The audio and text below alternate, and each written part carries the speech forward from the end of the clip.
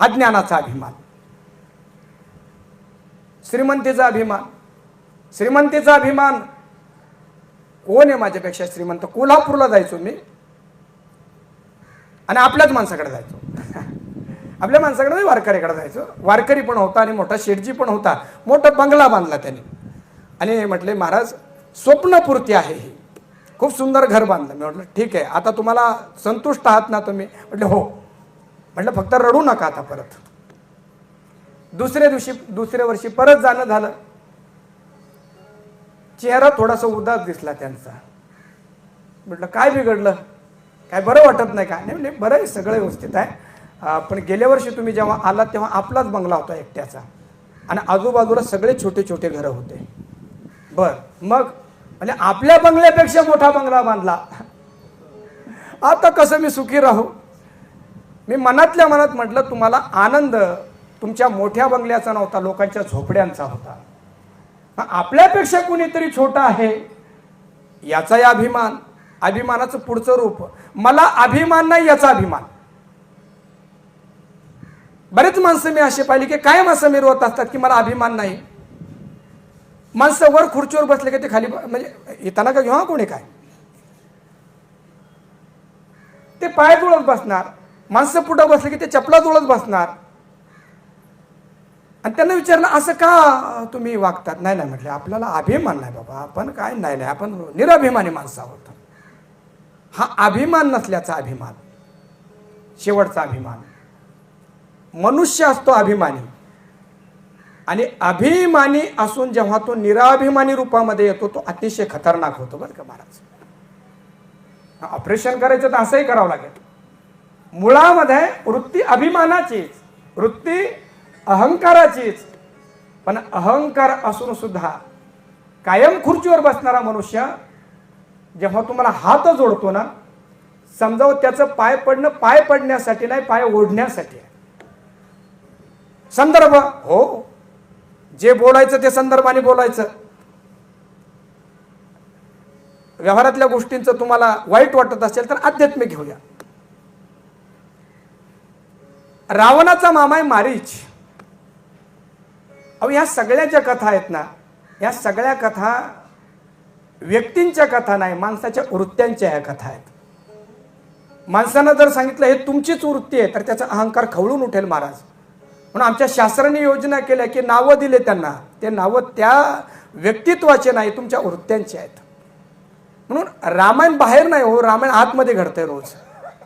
रावण कुठं बाहेर आहे? रावण आतमध्ये आहे.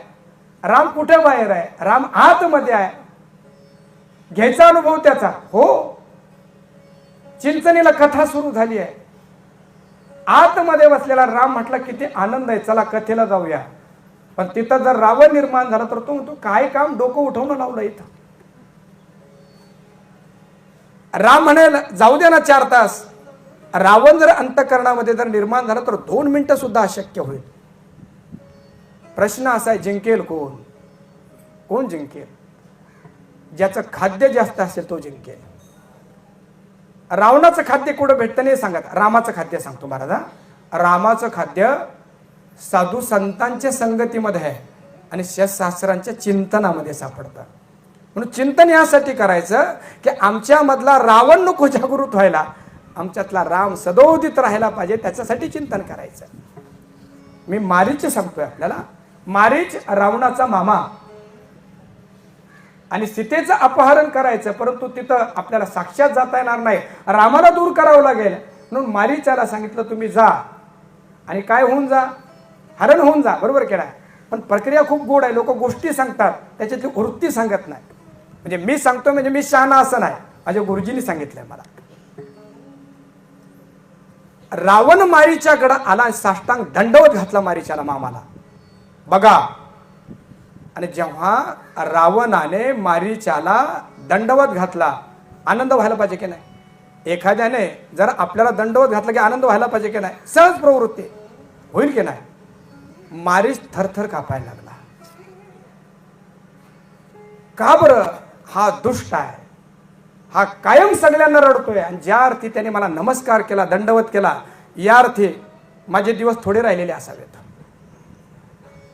काय अहंकाराच्या वाटा हो. मारीच्याने नमस्कार केल्यानंतर रावणाने लगेच पुढचा प्रश्न विचारला, बाबा तू नमस्कार केला पण फुकट कुणाला नमस्कार करू शकत नाही, काय पाहिजे तुला, काय पाहिजे. रावण म्हटला तुझा जीव पाहिजे, काय पाहिजे.